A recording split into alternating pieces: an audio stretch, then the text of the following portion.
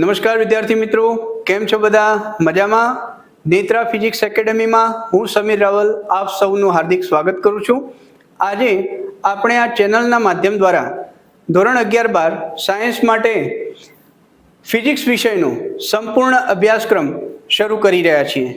તો આજે ધોરણ 11નું પ્રથમ પ્રકરણ બેઝિક મેથેમેટિક્સ ફોર ફિઝિક્સની વાત કરીશું. અહીંયા આપણને પ્રશ્ન એ થાય કે સૌથી પહેલું અહીંયા પ્રકરણ આપણે ગણિત કેમ રાખીએ છીએ? તો હું એ વાત કરું તો મેથેમેટિક્સ એ ફિઝિક્સની ભાષા છે. આપણે જાણીએ છીએ કે કોઈ પણ અજાણ્યો વ્યક્તિ આપણી સાથે જ્યારે ઇન્ટરેક્શનમાં આવે છે ત્યારે આપણે એની વાત સમજવી હોય, આપણે આપણી વાત એને સમજાવવી હોય તો જરૂરી એ છે કે આપણને એની ભાષાનું જ્ઞાન હોવું જોઈએ. તો અહીંયા ફિઝિક્સ આપણા માટે અત્યાર સુધીમાં અજાણું વિષય હોઈ શકે છે. તો સૌથી પહેલાં એની ભાષાને સમજી લઈએ. એની ભાષા છે ગણિત. જેનું ગણિત સારું એનું ફિઝિક્સ સારું, કેમ કે ગણિત એ ફિઝિક્સની ભાષા છે. ઓકે, ચલો આ જે સિરીઝ આપણે શરૂ કરી રહ્યા છીએ એની અંદર મેં ગણિત એટલે કે ધોરણ 9-10 સુધીમાં તમે જેટલું પણ ગણિત ભણ્યા છો એ ગણિતમાંથી કેટલાક જે અગત્યના પોઈન્ટ છે કે જે ફિઝિક્સમાં રોજબરોજ વપરાશે અને એની ઉપયોગિતા છે એવા પોઈન્ટ્સ મેં અહીંયા તારવેલા છે અને એનો આપણે એક રિવિઝન તરીકે અભ્યાસ કરીશું. સાથે સાથે કેટલાક વિદ્યાર્થીઓ જો કદાચ કોઈ કારણોસર આ પ્રકરણો વ્યવસ્થિત ભણી શક્યા ન હોય તો એ લોકો પણ આ પ્રકરણનો અભ્યાસ કરી પોતાનું ગણિત પાકું કરી શકે છે.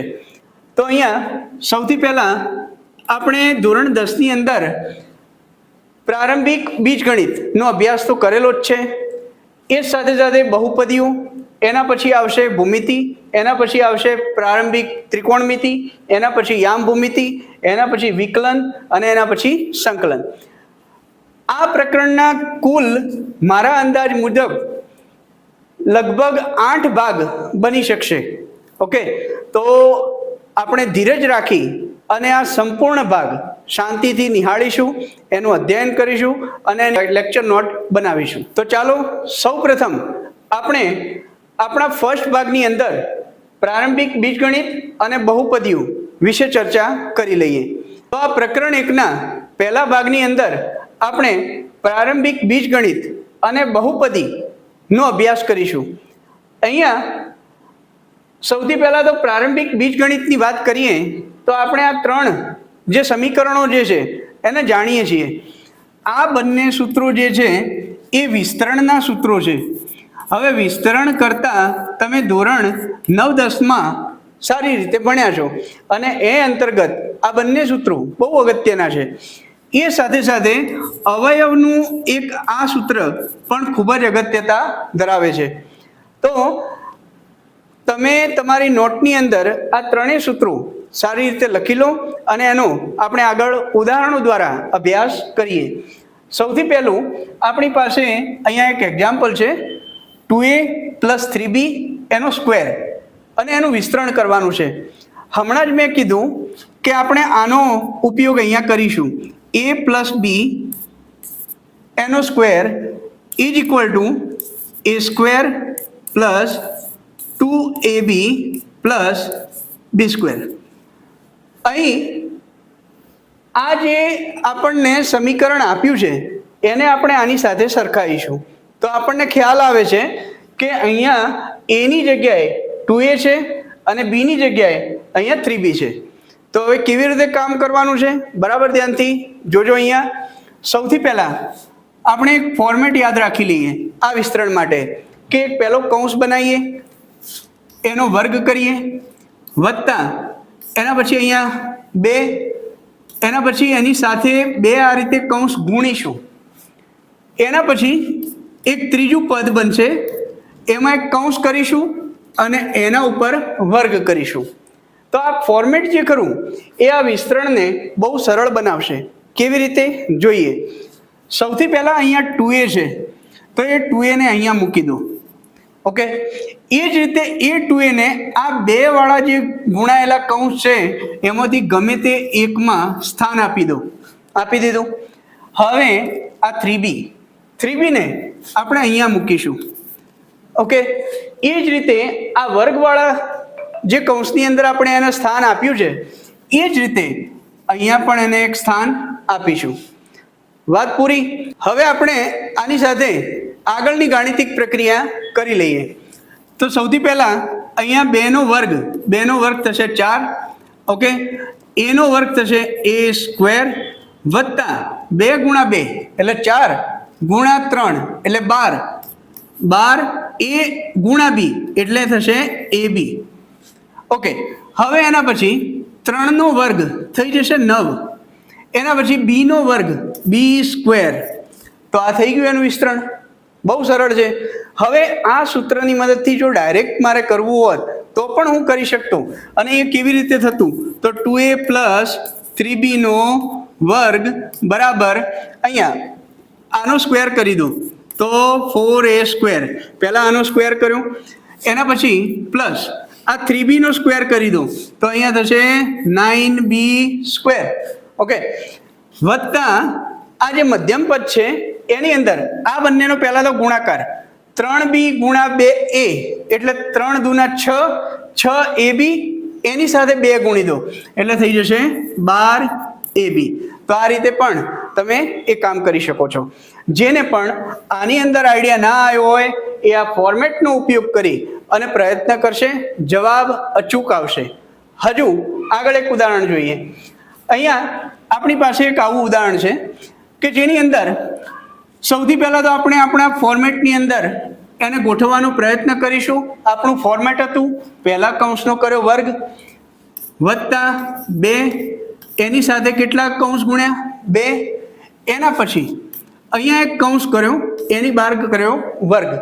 ઓકે, હવે સૌથી પહેલું આપણું જે પદ છે x/2 એને અહીંયા મૂકી દો x/2. ઓકે, હવે આ વર્ગમૂળમાં 3 એને અહીંયા મૂકી દો. ઓકે, હવે આ x/2 ને એકવાર અહીંયા મૂકી દો, આ વર્ગમૂળમાં 3 ને એકવાર અહીંયા મૂકી દો. ઓકે, હવે આપણે આગળ કામ કરીશું ગાણિતિક પ્રક્રિયાનું. અહીંયા x નો થશે વર્ગ ભાગ્યા 2 નો વર્ગ થશે 4. થઈ ગયું. હવે 2 થી 2 કટ. એના પછી જે વધ્યું છે એને વર્ગમૂળમાં 3 ને x સાથે ગુણી દો તો વર્ગમૂળમાં 3x થશે. ઓકે, વત્તા વર્ગમૂળમાં 3 નો વર્ગ. હવે યાદ રાખો કે વર્ગમૂળમાં 3 એનો મતલબ થાય 3/1/2 ઘાત. યાદ રાખો, વર્ગમૂળ એટલે 1/2 ઘાત થાય. હવે બંને બાજુ આના વર્ગ કરીએ તો 3/1/2 અને એનો વર્ગ. તો આ 2 અને આ 2 ઘાતાંકમાંથી ગુણાકારનો સંબંધ હોય છે તો આપણે એને અંશ અને છેદમાંથી કેન્સલ કરીશું. તો આપણી પાસે અહીંયા વર્ગમૂળમાં 3 એનો વર્ગ બરાબર આપણી પાસે જવાબ મળશે 3/1 ઘાત. 3/1 ઘાત એટલે 3. ઓકે, ચલો તો હવે વર્ગમૂળમાં 3 નો વર્ગ આપણને મળી ગયો છે 3. ચલો, બહુ સરળ છે. તો આ જ રીતે એક બીજું ઉદાહરણ જોઈએ કે જેની અંદર આપણને આપ્યું છે વર્ગમૂળમાં 5x - 2 એની બાર વર્ગ છે. તો ફરીથી પાછું આપણે આપણું ફોર્મેટ જે છે એને સેટ કરી લઈએ. ચલો, પહેલો એક કૌંસ કર્યો એની બાર વર્ગ વત્તા 2 એની સાથે 2 કૌંસ આ રીતે. એના પછી એક કૌંસ કર્યો એનો વર્ગ. તો દેખો, આ પ્રથમ પદ છે, આ મધ્યમ પદ છે અને આ અંતિમ પદ છે. યાદ રાખજો. હવે સૌથી પહેલા તો વર્ગમૂળમાં 5x જે છે એને આપણે અહીંયા મૂકી દઈએ, વર્ગમૂળમાં 5x. એ જ રીતે અહીંયા આપણે જોઈએ કે આ -2 છે તો એને ચિહ્ન સાથે આપણે ત્યાં મૂકીએ -2. એકચ્યુઅલમાં આ વર્ગમૂળમાં 5x - 2 જે છે તેને આપણે આ રીતે રજૂ કરી શકીએ છીએ. તો વર્ગમૂળમાં 5x + -2 આવું કરવાથી આપણા પરિણામમાં કોઈ ફરક પડતો નથી, પણ આપણને આ સૂત્ર મળી જશે a પ્લસ બી વાળું, a પ્લસ બી. તો અહીંયા એની જગ્યાએ આપણે મૂકીશું વર્ગમૂળમાં 5x અને બીની જગ્યાએ મૂકીશું -2. ચલો, તો અહીંયા -2 મૂકી દીધા છે. હવે અહીંયા કરીશું વર્ગમૂળમાં 5x અને અહીંયા આ -2 ને એકવાર અહીંયા પણ મૂકી દઈએ. તો આપણી પાસે અહીં થશે વર્ગમૂળમાં 5 નો વર્ગ, એટલે મેં કીધું એ પ્રમાણે કોઈ પણ વર્ગમૂળનો વર્ગ થશે તો એ સંખ્યા મળી જશે 5. હવે અહીંયા x નો કરીશું વર્ગ, ઓકે, વત્તા, હવે દેખો આ પ્લસ અને આ માઇનસ એ થઈ જશે માઇનસ, પહેલું કામ. એના પછી 2 ગુણ્યા 2 એટલે થશે 4, 4 એના પછી વર્ગમૂળમાં 5, એના પછી એની સાથે ગુણાયેલું છે x, થઈ ગયું મધ્યમ પદનું કામ. એના પછી કોઈ પણ ઋણ સંખ્યા હોય એનો વર્ગ હંમેશા તમને ધન મળશે. કેવી રીતે? તો આપણી પાસે અહીંયા -2 નો વર્ગ કયો છે, તો એના માટે આપણે કરીએ છીએ શું, -2 ગુણ્યા -2. યાદ રાખજો, કોઈ પણ ઋણ સંખ્યાનો વર્ગ હંમેશા ધન સંખ્યા મળશે. કેવી રીતે? તો જુઓ, અહીંયા -2 ગુણ્યા -2 એવું અર્થઘટન થાય. માઇનસ ગુણ્યા માઇનસ એ પ્લસ થઈ જશે, ઓકે. હવે 2 ગુણ્યા 2 એટલે થઈ જશે 4, ઓકે. ચલો, તો કોઈ પણ ઋણ સંખ્યાનો વર્ગ હંમેશા ધન સંખ્યા થશે, તો અહીંયા આપણે ફાઇનલ જવાબ મૂકીશું 4. થઈ ગયું વિસ્તરણ. એના પછી એક ઉદાહરણ આગળ જોઈએ.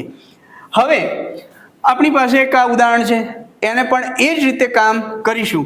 તો સૌથી પહેલાં બરાબરનું ચિહ્ન મૂકી અહીંયા પહેલો એક કૌંસ કર્યો, એની બહાર વર્ગ વત્તા 2, એના પછી બીજા 2 કૌંસ આની સાથે 2 સાથે ગુણી દીધા. એના પછી ત્રીજો એક કૌંસ કરી એના ઉપર વર્ગ બતાવ્યો. હવે સૌથી પહેલું આપણું આ જે સ્ટેપ છે એને અહીંયા લખી દઈએ, 9 વર્ગમૂળમાં 2p, ઓકે. હવે અહીંયા મેં આગળ કર્યું એ પ્રમાણે ચિહ્ન સાથે આપણે આને અહીંયા લખીશું -q ભાગ્યા વર્ગમૂળમાં 2. ઠીક છે. હવે આને અહીંયા લખીશું, આને અહીંયા લખીશું, તો 9 વર્ગમૂળમાં 2p. હવે આને અહીંયા -q ભાગ્યા વર્ગમૂળમાં 2. હવે હું આશા રાખું છું કે તમને આ વિસ્તરણના સૂત્રની અંદર બહુ સારી સમજ આવી ગઈ હશે. હવે 9 નો વર્ગ થશે 81, વર્ગમૂળમાં 2 નો વર્ગ થશે 2, તો 81 ગુણ્યા 2 એટલે થશે 162. 162. અહીંયા p નો થશે વર્ગ. યાદ રાખો, અહીંયા જે બતાવ્યું છે બધાનો વર્ગ થશે. તો 9 નો વર્ગ કર્યો, એના પછી વર્ગમૂળમાં 2 નો વર્ગ કર્યો, 9 નો વર્ગ થયો 81, વર્ગમૂળમાં 2 નો વર્ગ થયો 2, 81 ગુણ્યા 2 162. એના પછી અહીંયા p હતું તો p નો પણ વર્ગ કર્યો, ઓકે, વત્તા. હવે દેખો આ પ્લસ ઇન્ટુ માઇનસ એ થઈ જશે માઇનસ. હવે એના પછી વર્ગમૂળમાં 2 વર્ગમૂળમાં 2 અહીંથી અંશ અને છેદમાંથી કટ થાય છે. હવે 2 ગુણ્યા 9 એટલે 18. એના પછી p ઇન્ટુ q, તો p ઇન્ટુ q, ઓકે, મધ્યમ પદ બની ગયું. એ જ રીતે હમણાં વાત કરી હતી કે કોઈ પણ ઋણ સંખ્યાનો વર્ગ હંમેશા ધન સંખ્યા થશે. તો અહીંયા પ્લસ મૂકી અહીંયા q નો વર્ગ એટલે કે q². એના પછી છેદમાં વર્ગમૂળમાં 2 છે.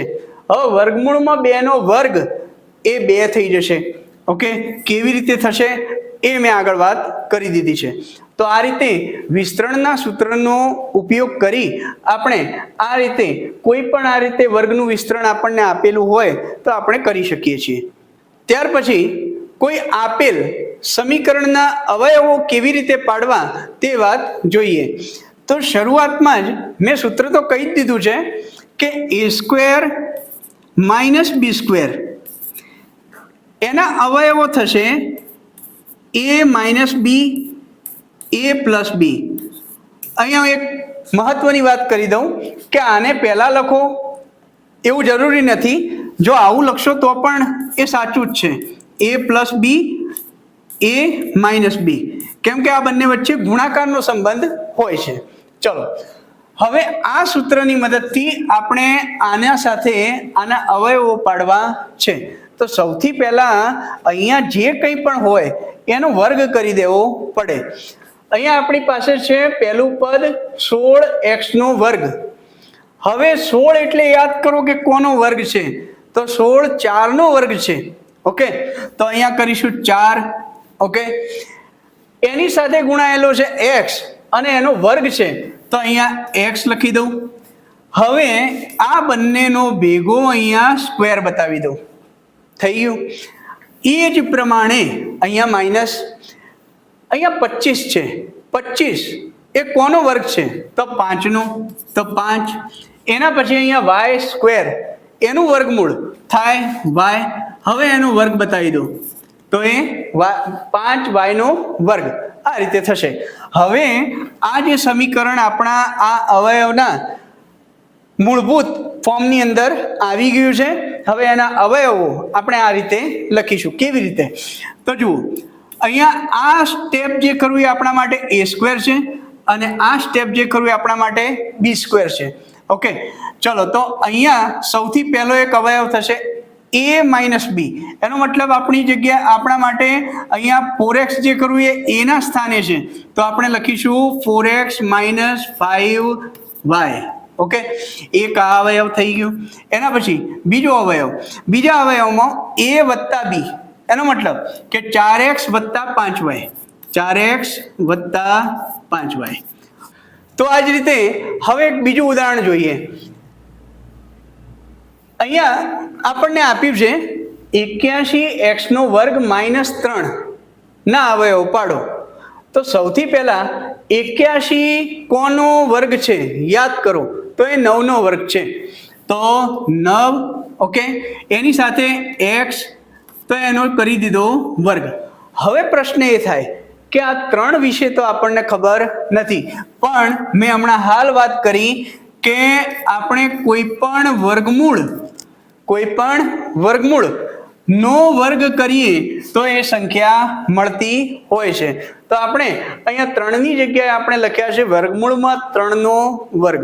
ઓકે, તો એ થઈ ગયું 3.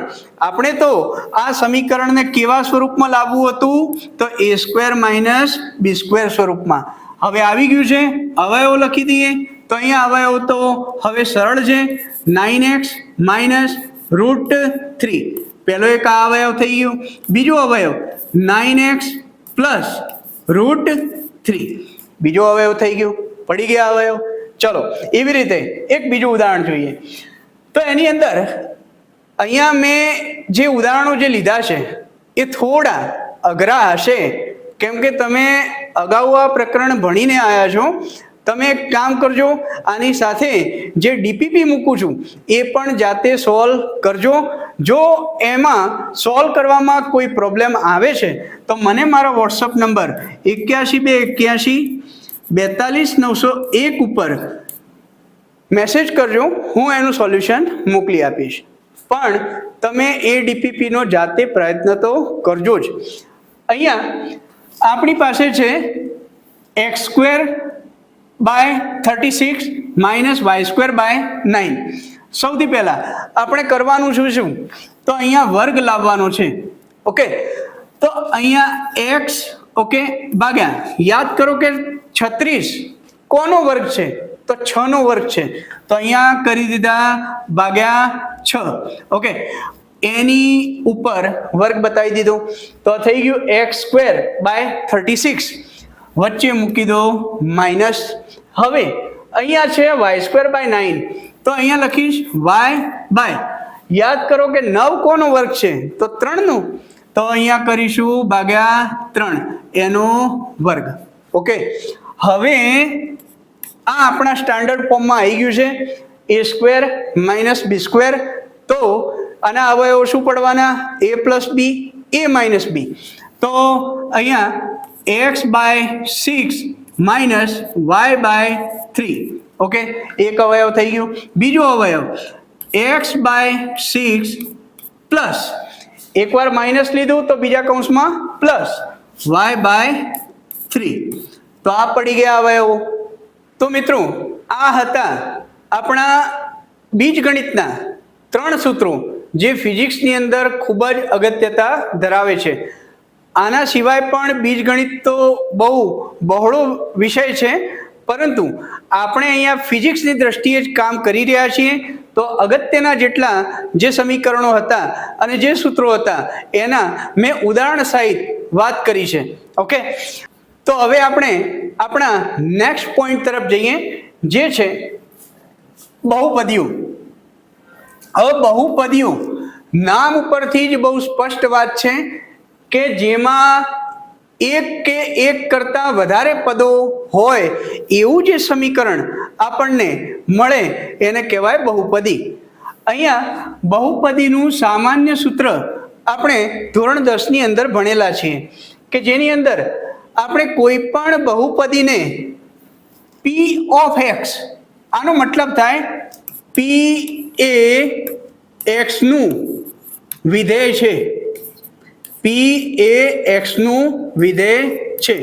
હવે આપણે જોઈએ કે ક્યારે આના પદો 1 હોય તો શું કહેવાય, 2 હોય તો શું કહેવાય, 3 હોય તો શું કહેવાય, એના વિશે. સૌથી પહેલા તો અહીંયા p ઓફ x બરાબર અહીંયા જોઈ શકો છો કે a નોટ.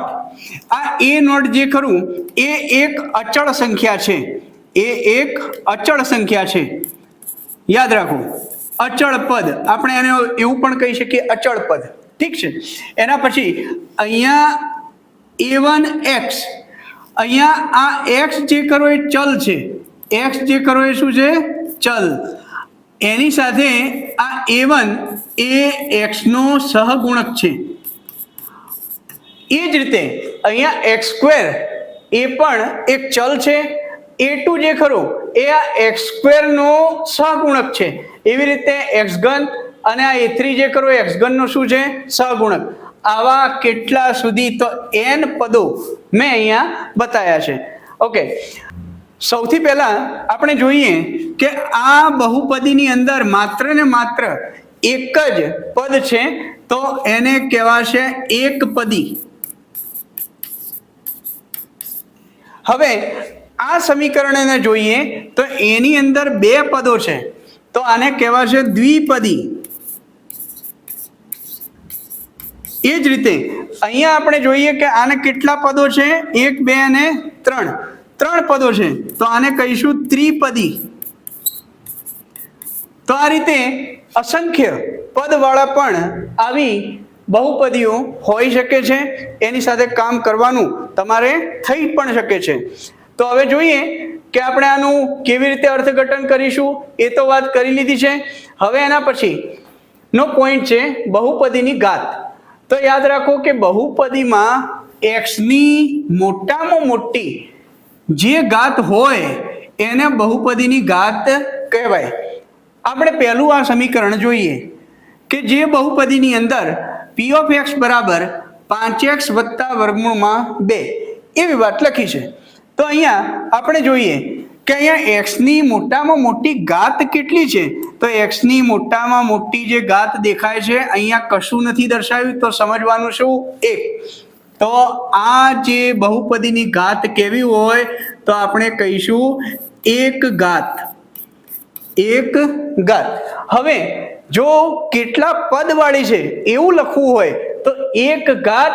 હવે કેટલા પદો છે તો 1 અને 2, એક ઘાત દ્વિપદી. એક ઘાત દ્વિપદી. હવે હું તમને જાણ ખાતર કહી દઉં કે આને આપણે સુરેખ સમીકરણ પણ કહીશું. આને સુરેખ સમીકરણ પણ કહીશું, જેની વાત હું આગળ જ્યારે યામ ભૂમિતિ ચેપ્ટર ચાલશે એ વખતે આની વિશેષ વાત આપણે કરીશું. હવે આની અંદર જોઈએ કે આ બહુપદીની અંદર જુઓ તો x ની મોટામાં મોટી ઘાત કેટલી છે. તો આ સ્ટેપની અંદર x ની મોટામાં મોટી ઘાત જે ખરી એ કેટલી દર્શાવેલી છે તો 2.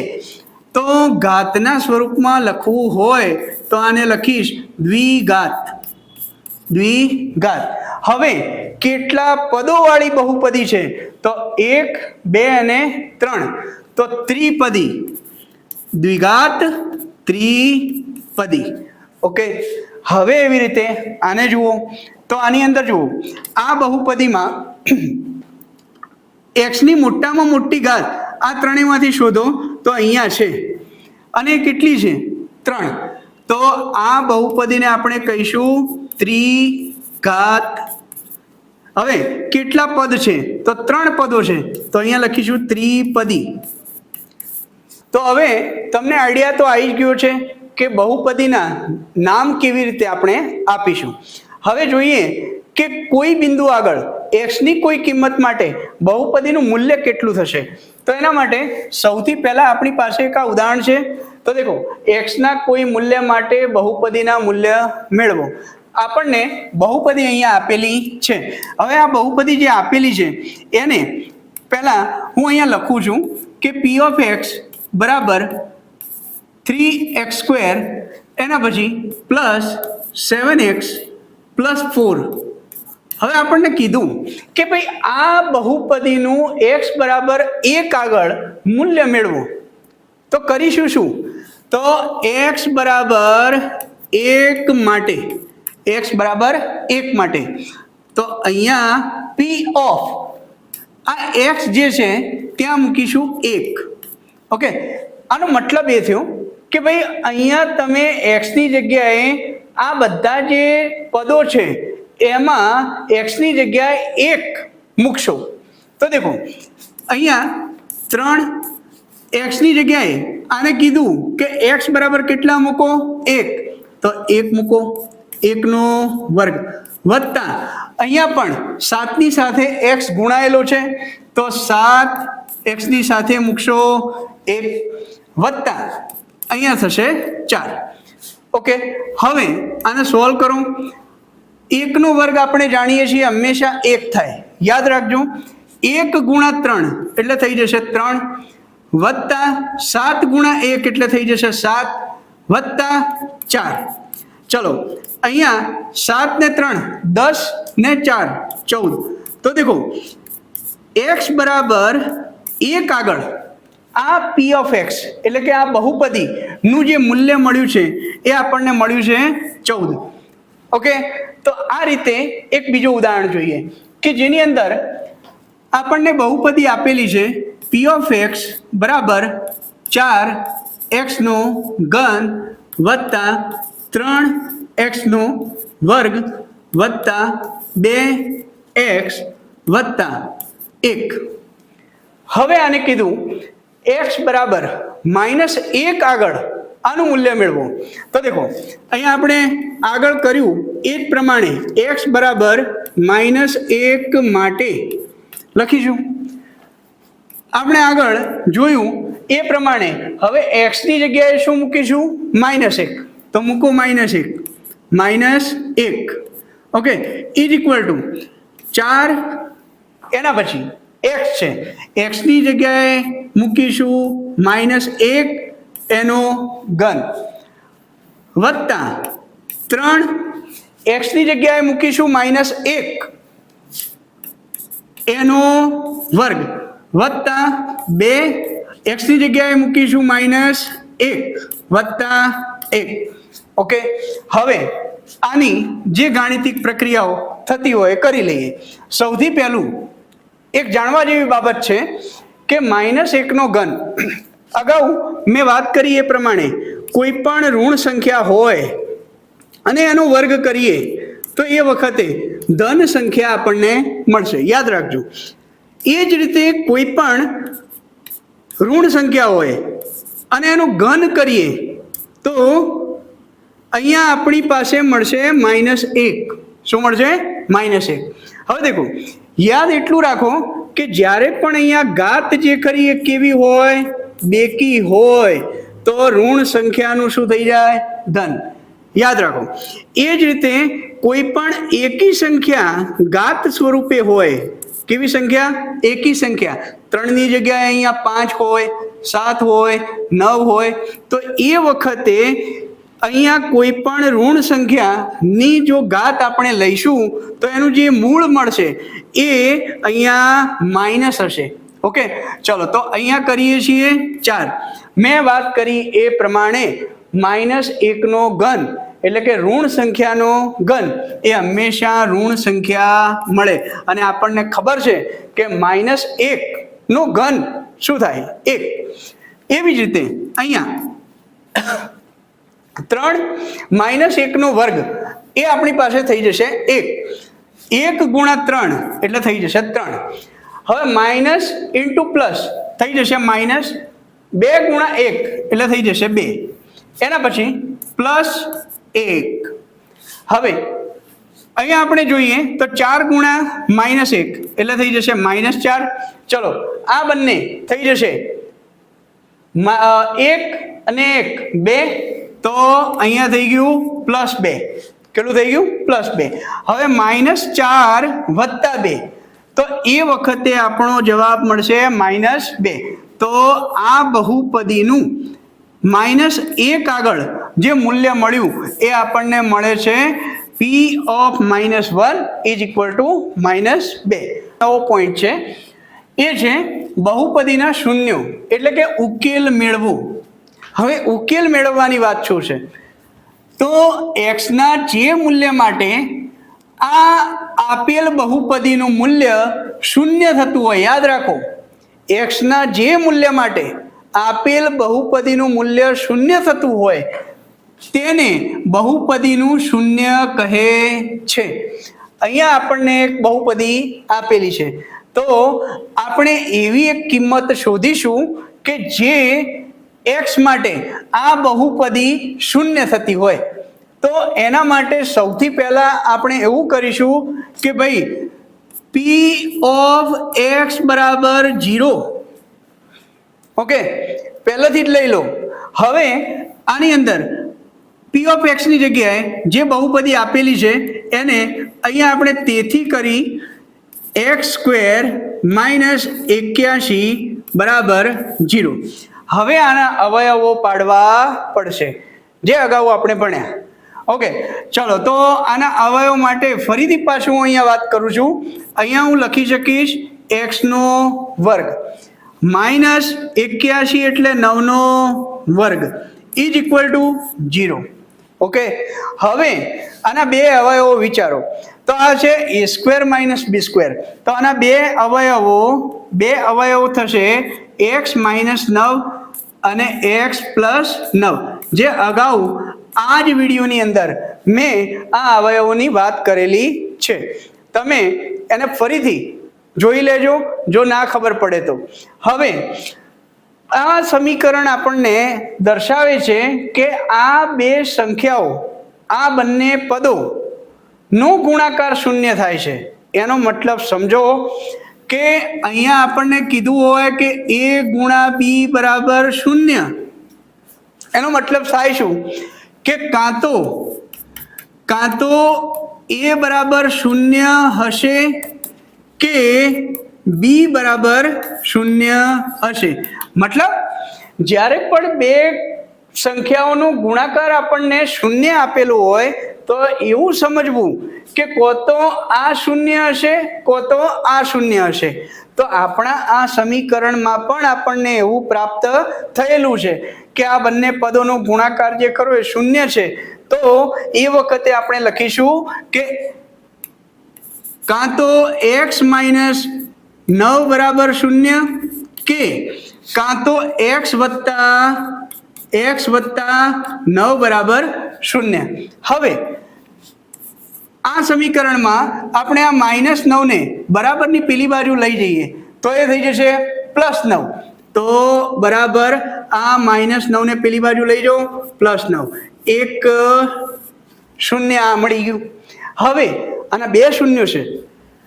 અહીંયા x બરાબર આ 9 ને આ બાજુ લઈ જાઓ, આ બાજુ ધન છે તો બરાબરની પેલી બાજુ લઈ જઈશું તો એ વખતે ઋણ થશે, તો એ થશે -9. તો આ બંને x બરાબર 9 અને x બરાબર -9 એ આપેલ બહુપદીના બે શૂન્યો છે. હવે પ્રશ્ન એ થાય કે અહીંયા ઉકેલો એટલે કે શૂન્યો બે મળ્યા, એનું કારણ તો જોવાનું કે અહીંયા એક્સ, ઓકે, આ બહુપદીની ઘાત કેટલી છે, તો આપણે ઘાત વિશે આગળ વાત કરી દીધી છે કે બહુપદીની મોટામાં મોટી જે ઘાત હોય એને કહેવાય બહુપદીની ઘાત. અહીંયા બહુપદીની મોટામાં મોટી ઘાત કઈ છે, તો 2. તો એનો મતલબ કે આ દ્વિઘાત છે. કેવું છે? દ્વિઘાત. હવે દેખો, અહીંયા એક વસ્તુ યાદ રાખો કે જો આ દ્વિઘાત છે બહુપદી, તો એ વખતે આના શૂન્યો પણ 2 મળશે. યાદ રાખો, જો દ્વિઘાત હોય તો એના કેટલા શૂન્યો, તો 2 શૂન્યો. રેડી? જો ત્રિઘાત હોત તો એના કેટલા શૂન્યો મળતા, 3 શૂન્યો મળતા. યાદ રાખજો. એવી રીતે ચતુર્થ ઘાત હોય તો 4 શૂન્યો મળશે, જેની આપણે આગળ વાત કરીએ છીએ. ચલો, તો આ થઈ વાત શૂન્ય મેળવવાની. એક બીજું ઉદાહરણ જોઈએ. અહીં આપણને એક બહુપદી આપી દીધી છે અને કીધું છે કે આના શૂન્યો મેળવો. તો અગાઉ વાત કરી એ પ્રમાણે આપણે સૌથી પહેલા તો અહીંયા લઈ લઈએ છીએ p ઓફ x બરાબર 0. પેલું આ કામ કરી લઈએ. હવે આ p ઓફ x ની જગ્યાએ આ જે બહુપદી આપી છે એને લખી દઈએ. તો અહીંયા થશે x² plus 5x plus 6 is equal to 0. હવે અહીં આ સમીકરણના અવયવો પાડવા માટે આપણે એક અલગ મેથડનો ઉપયોગ કરવો પડશે, જે તમે ધોરણ 10 ની અંદર ભણ્યા છો. નથી ભણ્યા તો હું અહીંયા એની ડિટેલમાં વાત કરું છું, બરાબર ધ્યાનથી સમજી લેજો. ચલો, સૌથી પહેલા તો યાદ રાખો કે આ જે સમીકરણ જે કરું એને કહેવાય છે દ્વિઘાત સમીકરણ. અને આ દ્વિઘાત સમીકરણની આપણે હજુ આગળ એક પોઈન્ટમાં ચર્ચા કરીશું, પણ આના ઉકેલ કેવી રીતે મેળવવા એની જરા વાત કરી લઉં. હવે સૌથી પહેલા તો આના અવયવો પાડવા છે. બહુ ધ્યાનથી આ વાતને સાંભળજો. અહીં જુઓ કે અહીંયા પદ છે 6. આ x² ની સાથે કશું ગુણાયેલું નથી દેખાતું, તો સમજો કે અહીંયા શું ગુણાયેલું હશે? 1. તો 6 ને 1 સાથે ગુણો. તો 6 ને 1 સાથે ગુણું તો એના બરાબર થશે 6. ઓકે, હવે આપણે એવું કામ કરીશું કે પહેલા તો આવા 6 મળે એવી જેટલી જોડો ગુણાકારની મળતી હોય એ બધી લખી દઈએ. ચલો સાંભળજો. અહીંયા હું એવું પણ લખી શકું છું -6 ગુણા -1 બરાબર પણ શું થાય? 6. દેખો, ઋણ ગુણા ઋણ એટલે થઈ જશે ધન, અને 6 ગુણા 1 બરાબર 6. અહીંયા જવાબ જે ખરો એ 6 જ રહેવો જોઈએ. ગુણાકારનો જવાબ શું રહેવો જોઈએ? 6. ઓકે, હજુ આગળ જોઈએ. ચલો, બીજું આવું 6 નું કોમ્બિનેશન શું મળશે? તો 3 ગુણા 2. 3 ગુણા 2 એટલે પણ શું થાય? 6. હવે હું એવું પણ અહીંયા લખી શકું કે -3 ગુણા -2 એના બરાબર પણ શું થાય? 6. ઓકે, માઇનસ ગુણા માઇનસ પ્લસ થઈ જાય. અહીંયા જવાબ જો પહેલો 6 હતો તો બધા જવાબ જે ખરા એ ધન જ મળવા જોઈએ. યાદ રાખજો. ઓકે, હવે આ જે આપણને જે કેટલાક અવયવો મળ્યા છે એને આપણે સરવાળા સ્વરૂપે દર્શાવી અને એનું પરિણામી શું મળે છે એ જોઈએ. ચલો, અહીંયા 6 અને 1નો જે આપણે સરવાળો કરીએ, 6 આ 6 વત્તા 1, 6 વત્તા 1 બરાબર થશે 7. દેખજો, હવે એવી રીતે -6 વત્તા -1, દેખો -6 વત્તા -1 એના બરાબર થશે -7. ઓકે, અહીંયા 3 અને 2 તો અહીંયા થશે 3 વત્તા 2 બરાબર થશે 5. બરાબર ધ્યાનથી જોજો.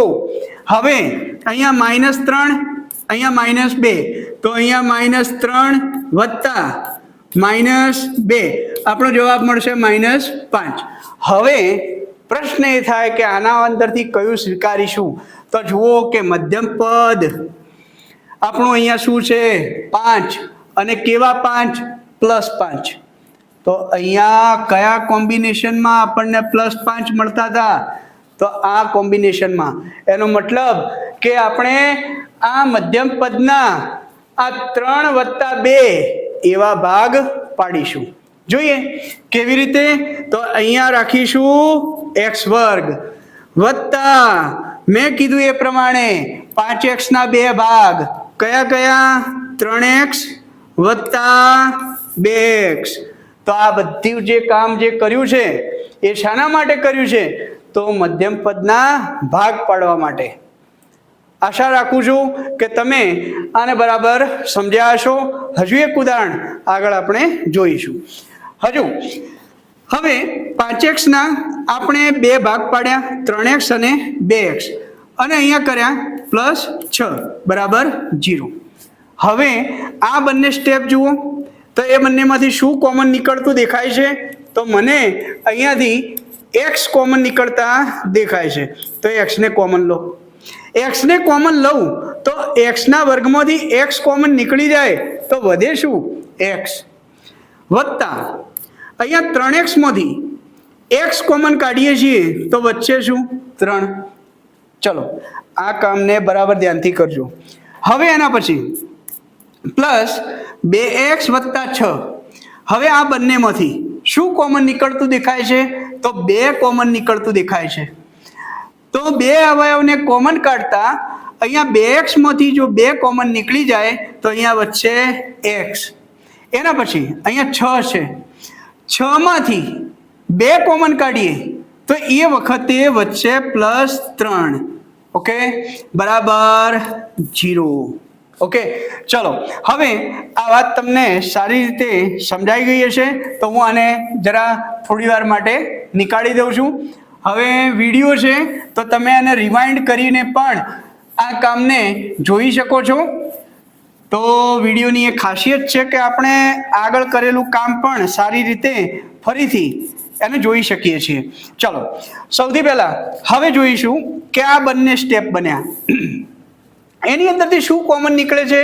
તો બંનેમાંથી x + 3, x + 3 અવયવ સામાન્ય છે તો એને કાઢો બહાર કોમન.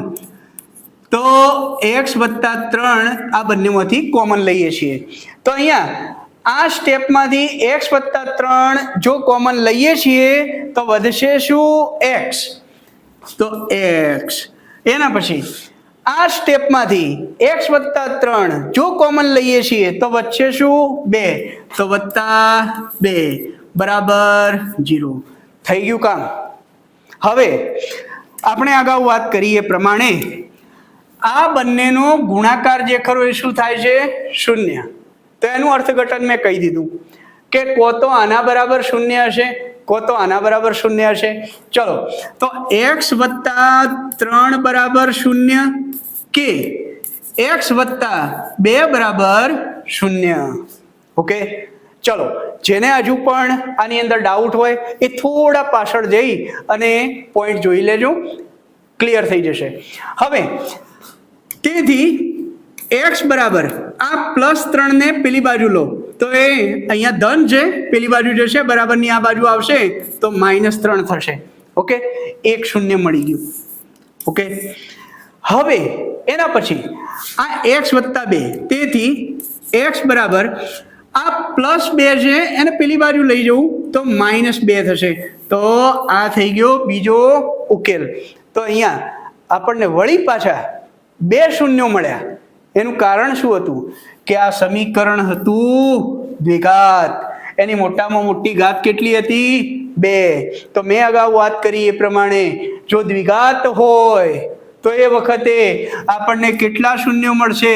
તો 1 અને 2. હવે આપણે એક બીજું ઉદાહરણ જોઈએ, એ થોડું એડવાન્સ છે. ઓકે, અહીંયા આપણી પાસે આ બહુપદી આપેલી છે તો મને જોઈને કહો કે પહેલાં તો કેટલા ઉકેલો એટલે કે કેટલા શૂન્યો મળશે. તો આપણે શોધીશું કે આની મોટામાં મોટી ઘાત કેટલી છે, એટલે કે બહુપદીની ઘાત કેટલી છે. તો આપણે જાણીએ છીએ કે સમીકરણમાં બહુપદીમાં આપેલી x ની મોટામાં મોટી ઘાતને આપણે બહુપદીની ઘાત કહીશું. અને આપણે જાણીએ છીએ કે જો જેટલી ઘાત હશે તેટલા એના શૂન્યો મળશે. આ સમીકરણને જોતા આપણને ખ્યાલ આવે છે કે આ બહુપદીની મોટામાં મોટી ઘાત કેટલી છે? 3. ઓકે, તો એનો મતલબ કે x ની 3 ઘાત એ મોટી છે, તો આ ત્રિઘાત છે. આ બહુપદી કેવી છે? ત્રિઘાત. અને ત્રિઘાત હશે તો એના શૂન્યોની સંખ્યા પણ શૂન્યોની સંખ્યા કેટલી હશે? તો શૂન્યોની સંખ્યા પણ 3 હશે. યાદ રાખજો. હવે આને કેવી રીતે મેળવીશું વાત કરીએ. સૌથી પહેલા શૂન્ય મેળવવા માટે p of x બરાબર 0. ઓકે, હવે આ બહુપદીને અહીંયા આખી મૂકી દો. તેથી x નો ઘન વત્તા 2x નો વર્ગ માઇનસ 3x બરાબર 0. ઓકે, હવે આ સમીકરણને બરાબર ધ્યાનથી જુઓ કે એની અંદર આ ત્રણેય પદમાંથી એક અવયવ કોમન નીકળે છે, જે છે x. ચલો, તેથી x કોમન નીકાળો. x કોમન નીકાળીએ તો આ x ના ઘનમાંથી x અવયવ કોમન નીકળે છે, તો અહીંયા થશે x નો વર્ગ વત્તા અહીંયા 2x નો વર્ગ. હવે 2x ના વર્ગમાંથી x કોમન નીકળ્યા તો અહીંયા એક અવયવ વધ્યો x માઇનસ હવે 3x માંથી x કોમન નીકળશે તો અહીંયા વચ્ચે -3 અને એના બરાબર 0. ઓકે, ચલો હવે આને આમ નામ રહેવા દો. હવે આપણી પાસે આ થઈ ગયું છે દ્વિઘાત સમીકરણ, જેના ઉકેલ હમણાં આપણે આગળ જે પદ્ધતિ વાપરી એની મદદથી મેળવીશું. તો જોઈશું કે અહીંયા -3 છે, અહીંયા x ની સાથે કશું નથી, તો શું હશે? 1. તો -3 ને 1 સાથે ગુણીએ તો ચલો -3 ગુણા 1 બરાબર થશે -3. ઓકે, હવે આવા -3 વાળા જે કોમ્બિનેશન મળતા હોય એને લખો. ચલો, અહીંયા હું આનો એક બીજો અવયવ લખી શકું છું, 3 ગુણા -1. બોલો, -3 થાય કે નહીં થાય? ઓકે, હવે એના સિવાય તો બીજું કંઈ શક્ય મને લાગતું નથી. ચલો હવે જોઈએ. હવે મેં અહીંયા વાત કરી હતી કે આ -3 અને 1 નો સરવાળો, તો -3 વત્તા 1 -3 વત્તા 1 બરાબર થશે -2. ઓકે, હવે એ જ રીતે આનું 3 વત્તા અહીંયા થશે -1, તો 3 - 1 એટલે થઈ જશે 2.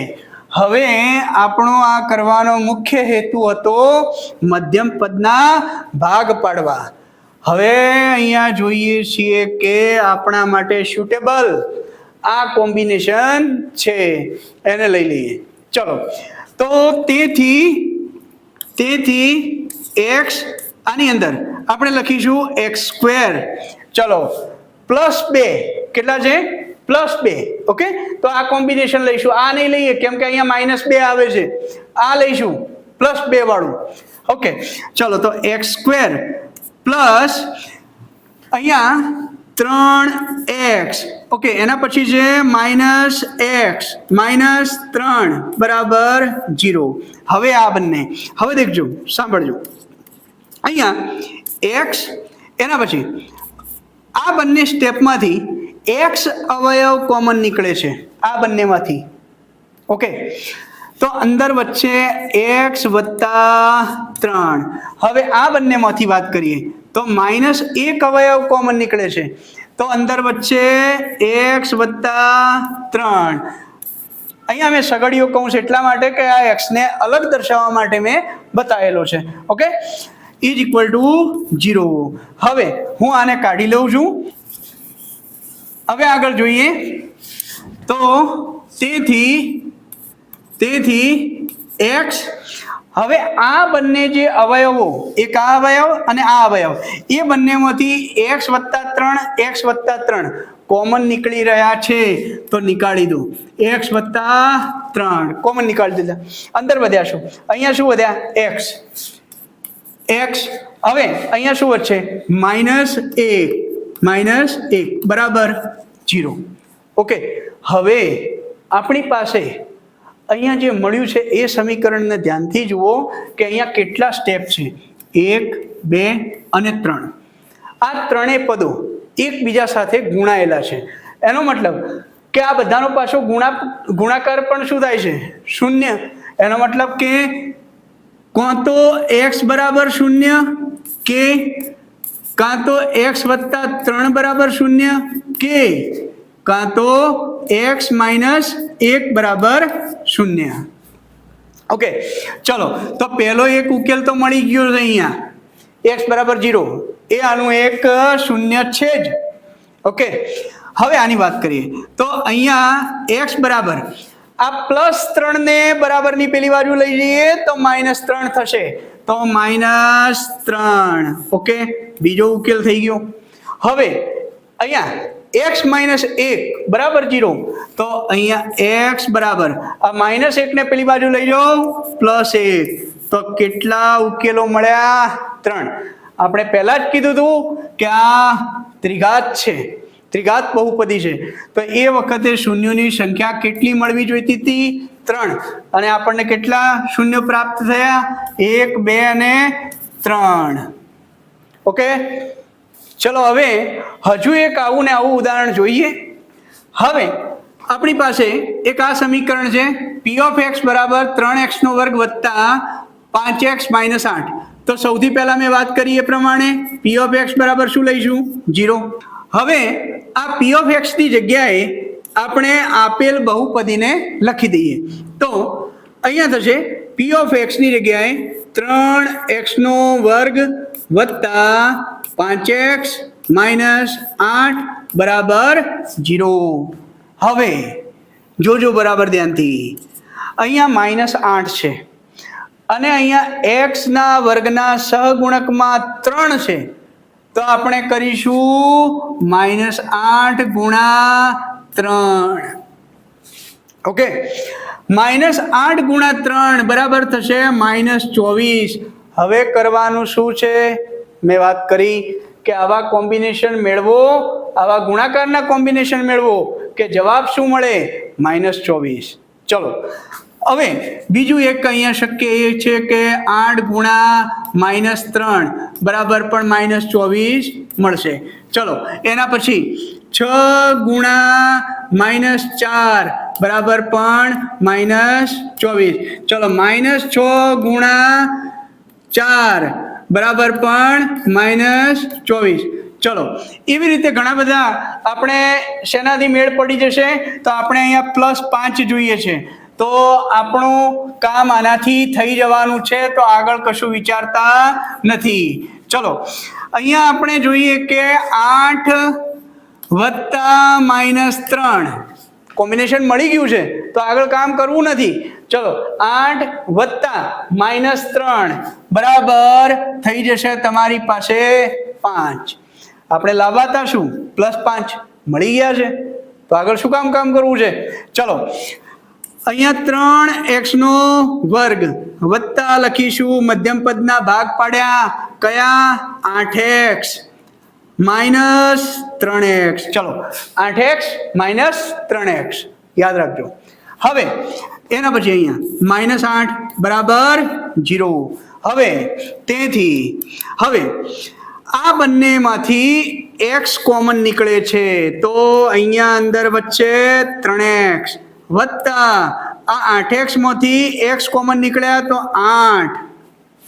ઓકે, આ બંને પદોમાંથી -1 કોમન નીકળે છે, તો અહીંયા વચ્ચે 3x વત્તા 8 બરાબર 0. આ બંને સ્ટેપમાંથી હવે x વત્તા 8 કોમન નીકળે છે, 3x વત્તા 8 કોમન નીકળે છે, તો એને કોમન કાઢીએ તો 3x વત્તા 8 કોમન નીકળ્યા, તો અહીંયા થશે x માઇનસ 1 બરાબર 0. હવે આ બંને ગુણાકારમાં છે, તો સૌથી પહેલા લઈ લઈએ 3x વત્તા 8 બરાબર 0 કે x માઇનસ 1 બરાબર 0. x ના મૂલ્યો મેળવી કાઢો. તેથી 3x બરાબર આ +8 છે, એને બરાબરની પેલી બાજુ લઈ જઈએ તો -8 થાય. ઓકે, તેથી x બરાબર -8 ભાગ્યા આ જે x ની સાથે જે સહગુણક ગુણાયો છે એ આ બાજુ જમણી બાજુના છેદમાં જાય, યાદ રાખજો. ઓકે, હવે એવી જ રીતે એક આપણને આ શૂન્ય મળી રહ્યું. એ જ પ્રમાણે x બરાબર આ -1 ને પેલી બાજુ લઈ જાઓ, +1 થઈ જશે, જવાબ મળી ગયો x બરાબર 1. તો આપણી પાસે અહીંયા કેટલા શૂન્યો મળ્યા? 1 અને 2. તો આ પ્રમાણે આપણે કોઈ પણ બહુપદીના શૂન્યો એટલે કે ઉકેલો મેળવી શકીએ છીએ. હજુ આપણે આના જેવું જ એક બીજું ઉદાહરણ જોઈ લઈએ. જાતે પ્રયત્ન જો આવડતું હોય તો હવે કરજો. વિડીયોને થોડી વાર સ્ટોપ કરજો, જાતે પ્રયત્ન કરો, અને જો કદાચ સાચું આવી જાય છે તો ધન્યવાદ, કોંગ્રેચ્યુલેશન. બાકી નથી આવતું તો ફરીથી પાછો આને રિવાઇન્ડ કરી અને ચાલુ કરો. ઓકે, ચલો સૌથી પહેલા p ઓફ x બરાબર 0.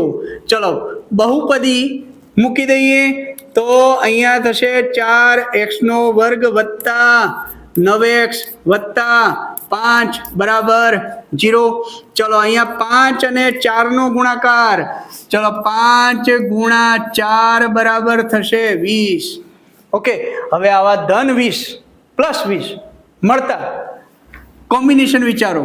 -5 ગુણ્યા -4 બરાબર પણ શું થાય? 20. હવે આપણે જોઈએ કે અહીંયા આપણું મધ્યમ પદ છે +9x. તો એના માટે કયું કોમ્બિનેશન બેસી જશે? તો આ કોમ્બિનેશન બેસી જશે. દેખો 5 વત્તા 4, 5 વત્તા 4 બરાબર શું થાય? 9. ઓકે, તો આપણા મધ્યમ પદના જે ભાગ જે પાડવાના છે એ શું પાડીશું? 5x વત્તા 4x.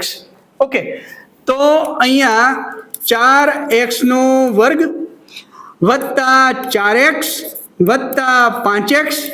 ચલો 9x ના ભાગ પડી ગયા, 4x વત્તા 5x. ઓકે, વત્તા અહીંયા છે 5 બરાબર 0. હવે આ સ્ટેપમાંથી, આ બંને સ્ટેપમાંથી જોઈ શકાય છે કે 4x કોમન નીકળે છે. 4x કોમન નીકળશે તો અહીંયા 4x ના વર્ગમાંથી 4x અવયવ કોમન નીકળે તો અહીંયા વચ્ચે x, વત્તા અહીંયા 4x માંથી 4x કોમન નીકળ્યા તો અહીંયા વચ્ચે 1, વત્તા અહીંયા આ બંને સ્ટેપમાંથી કયો અવયવ કોમન નીકળે છે? તો 5. અહીં થશે x વત્તા 1 બરાબર 0. ચલો આ બંનેમાંથી હવે જોઈ શકાય છે કે x વત્તા 1 કોમન નીકળી રહ્યું છે. ચલો તો x વત્તા 1 કોમન નીકાળી દો તો અહીંયા થશે 4x વત્તા 5 બરાબર 0. હવે આ બંને વચ્ચે ગુણાકારનો સંબંધ અને એમનો ગુણાકાર જે કરો એ 0 થાય છે. તો એનો મતલબ કે કાં તો x વત્તા 1 બરાબર 0, કાં તો x વત્તા 1 બરાબર 0, કે કાં તો 4x વત્તા 5, 4x વત્તા 5 બરાબર 0. હવે અહીં x બરાબર આ +1 બરાબરની પેલી બાજુ જશે તો -1, તો પહેલું એક 0 પ્રાપ્ત થઈ ગયું. એવી જ રીતે આની અંદર, તેથી 4x બરાબર આ +5 ને બરાબરની પેલી બાજુ લઈ જઈશું તો -5, તો -5 ભાગ્યા. હવે દેખો અહીંયા થશે x બરાબર આ -5. અહીં x નો આ જે સહગુણક 4 જે છે એને આપણે અહીંયા મોકલીશું ભાગ્યા 4. તો આપણી પાસે આ થઈ ગયા આના 2 ઉકેલો. ઓકે, હવે આપણે આજના નેક્સ્ટ પોઈન્ટ ઉપર જઈએ છીએ, જે છે દ્વિઘાત સમીકરણ, જેની મેં આગળ વાત કરી છે. સૌથી પહેલા તો યાદ રાખો, દ્વિઘાત સમીકરણનું સામાન્ય સ્વરૂપ જે ખરું એ શું છે? ax² + bx + c બરાબર 0. ત્યાં જરૂરી શરત, જ્યાં યાદ રાખજો એ ક્યારે 0 હોય નહીં. જો એ 0 હોય તો આ સમીકરણ દ્વિઘાત સમીકરણ રહે નહીં. તો યાદ રાખો, દ્વિઘાત સમીકરણના સામાન્ય સ્વરૂપમાં A is not is equal to 0, શૂન્ય સિવાયનું એનું ગમે તે મૂલ્ય સ્વીકાર્ય છે. હવે આ સમીકરણ દ્વિઘાત સમીકરણના ઉકેલ મેળવવા માટે સૌથી પહેલા આપણે વાત કરીશું વિવેચકની. હવે વિવેચકમાં એનું વિવેચકનું સૂત્ર, હવે વિવેચકને આપણે ડેલ્ટા વડે દર્શાવીએ છીએ. તો વિવેચક બરાબર છે b² - 4ac. ઓકે, હવે આ વિવેચકના મૂલ્ય પરથી આપણે કહીશું કે આ દ્વિઘાત સમીકરણના ઉકેલ કેવા મળશે. તો જોજો, જો આ વિવેચકનું મૂલ્ય શૂન્ય મળે છે તો યાદ રાખો કે બે સમાન વાસ્તવિક ઉકેલ મળે. બે સમાન વાસ્તવિક ઉકેલ મળે. ક્યારે? તો જ્યારે વિવેચકનું મૂલ્ય કેટલું હોય? શૂન્ય. હવે જો વિવેચકનું મૂલ્ય >0, એનો મતલબ કે વિવેચક ડેલ્ટા કેવો મળે? તમને ધન મળે. તો એ વખતે યાદ રાખો કે બે ભિન્ન વાસ્તવિક ઉકેલ મળે. બે ભિન્ન વાસ્તવિક ઉકેલ મળે. ઓકે, તો જ્યારે ડેલ્ટાનું મૂલ્ય >0 એટલે કે ધન સંખ્યા હોય તો એ વખતે બે ભિન્ન વાસ્તવિક ઉકેલ મળે. હવે જો અહીંયા ડેલ્ટાનું મૂલ્ય જો ઋણ હોય, ઋણ મળે, ઓકે, તો એ વખતે યાદ રાખો કે વાસ્તવિક ઉકેલ મળતા નથી. વાસ્તવિક ઉકેલ મળે નહીં. ઓકે, હવે જે વિદ્યાર્થીઓ એ ગ્રુપવાળા છે એમને જરા મારું અહીંયા કહેવું છે કે જો આ ડેલ્ટાનું મૂલ્ય ઋણ મળે છે તો વાસ્તવિક ઉકેલ મળતા નથી. પણ ત્યાં સંકર સંખ્યાઓ પ્રકરણની અંદર તમે મેથ્સમાં ભણશો કે અહીંયા કાલ્પનિક ઉકેલ મળશે, જેની વાત તમે ધોરણ 11ની અંદર મેથ્સના જે વિદ્યાર્થીઓ જે છે એમને જાણવા મળશે. પણ આપણે અહીંયા એટલું યાદ રાખીશું કે જો ડેલ્ટા <0 એટલે કે ઋણ સંખ્યા હોય, ઋણ સંખ્યા મળે તો એ વખતે વાસ્તવિક ઉકેલ મળતા નથી. ઓકે, ચલો હવે આના ઉકેલ કેવા હશે? તો દેખો, દ્વિઘાત સમીકરણનું સામાન્ય સ્વરૂપ મેં કહી દીધું, ax² + bx + c = 0. ઓકે, હવે એના ઉકેલ આ છે x = -b ± √b² - 4ac. હવે b² - 4ac શું છે? તો વિવેચક ડેલ્ટા. ઓકે, ચલો આ સમીકરણને મારે આ રીતે લખવું હોય તો લખી શકું, -b ± √ડેલ્ટા ભાગ્યા 2a. ચલો આ રીતે પણ લખી શકાશે. હવે અહીંયા ± નો મતલબ શું છે? તો એક ઉકેલમાં અહીંયા પ્લસ મળશે અને બીજા ઉકેલમાં અહીંયા માઇનસ મળશે. તો દેખો, અહીંયા એક ઉકેલને આપણે કીધો છે આલ્ફા. આ એક ઉકેલ નંબર 1, આનો ઉકેલ નંબર 1 એને શું કીધું? આલ્ફા. Alpha = -b. અહીંયા ± જે છે એની અંદરથી એકવાર પ્લસ લો, √b² - 4ac. ચલો આને હું ભાગ્યા 2a. અહીંયા આ રીતે પણ લખી શકું, -b + √ડેલ્ટા ભાગ્યા 2a. આ રીતે પણ લખી શકાય. ઓકે, હવે બીજો ઉકેલ, ઉકેલ 2. ઉકેલ 2 બીટા, એને શું કહેવાય હતા? બીટા. ઓકે, અહીંયા આપણી પાસે -b. હવે એકવાર અહીંયા પ્લસ લીધું તો અહીંયા લીધું માઇનસ, √b² - 4ac/2a.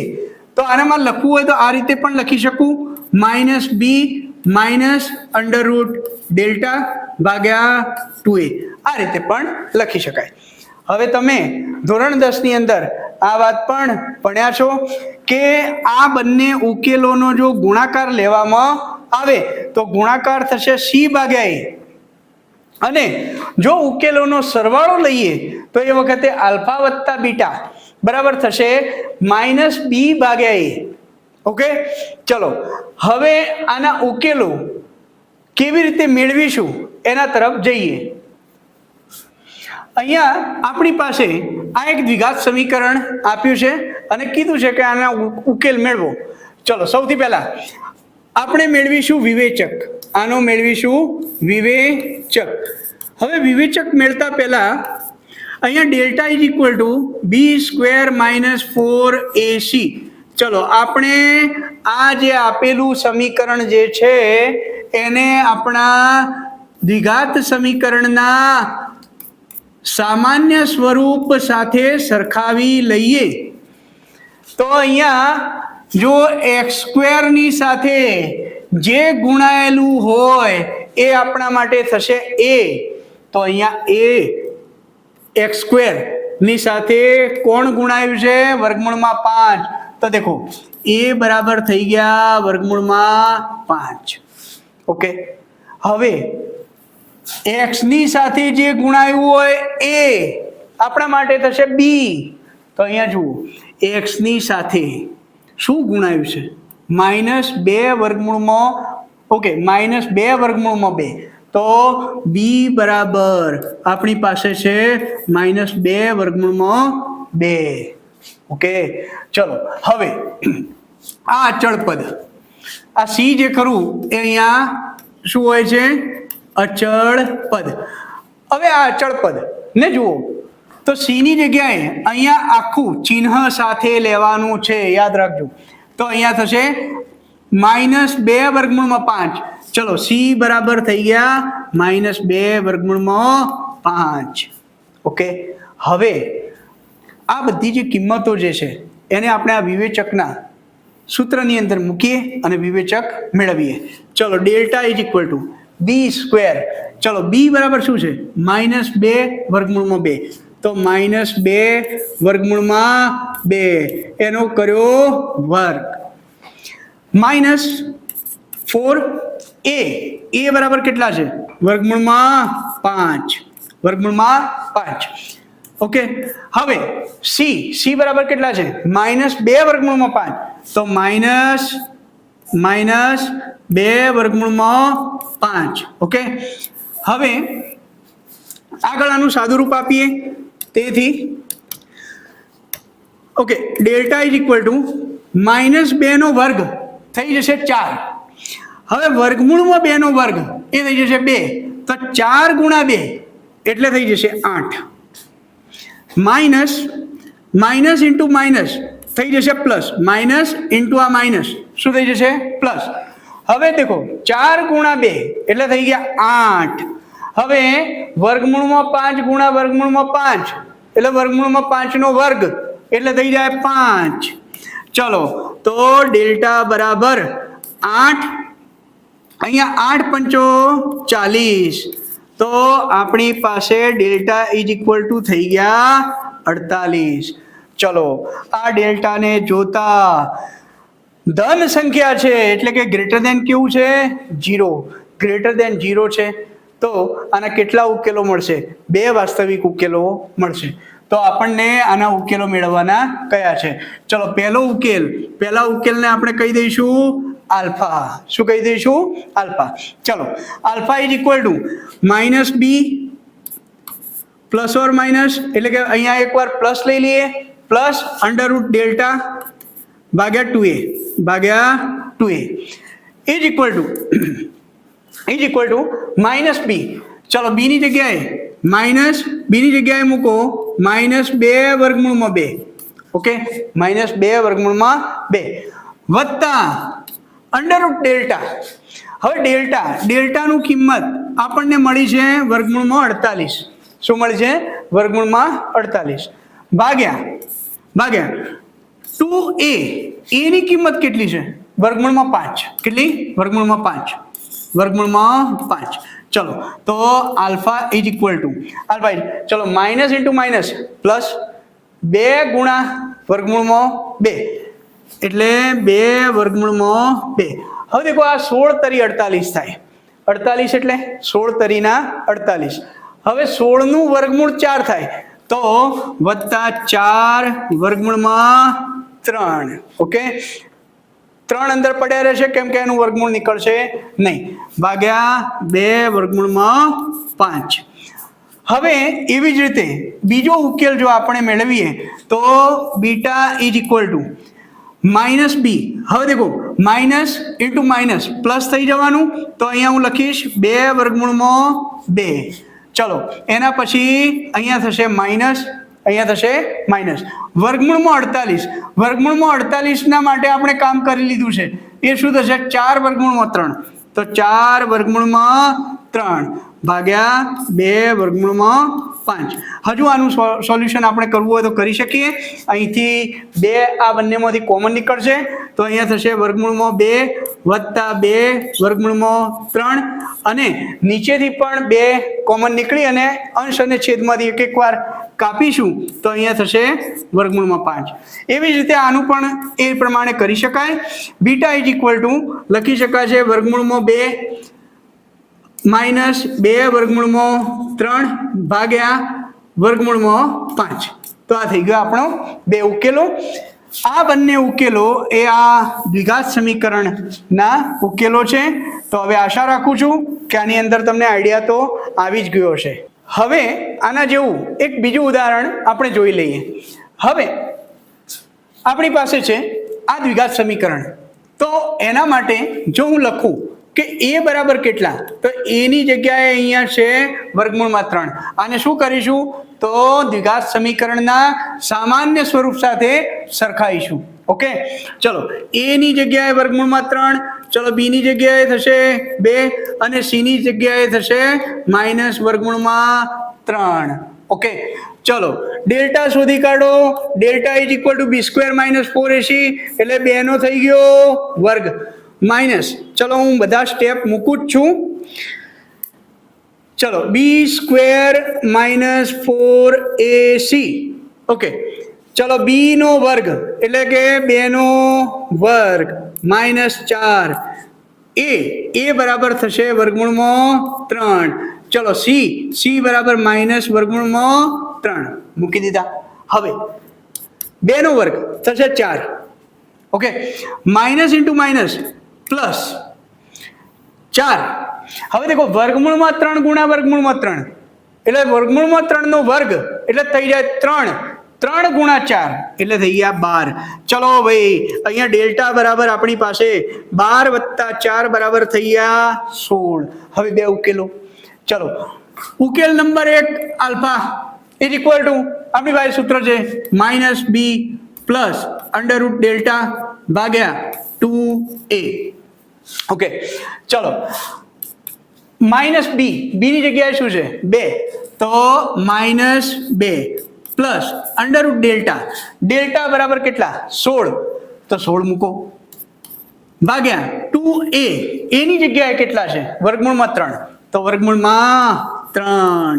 ચલો અહીંયા alpha is equal two -b. હવે યાદ કરો 16 જે ખરું એ 4 નો વર્ગ છે, તો એનું વર્ગમૂળ થશે 4. ત્યારબાદ અહીં 2 વર્ગમૂળમાં 3. હવે આની અંદર આલ્ફા બરાબર 4 - 2 એટલે થઈ જશે 2 ભાગ્યા 2 વર્ગમૂળમાં 3. તો આપણે અહીંથી 2 થી 2 કટ કરી શકીએ છીએ અને આપણો જવાબ અહીંયા મળી જાય 1 ભાગ્યા વર્ગમૂળમાં 3.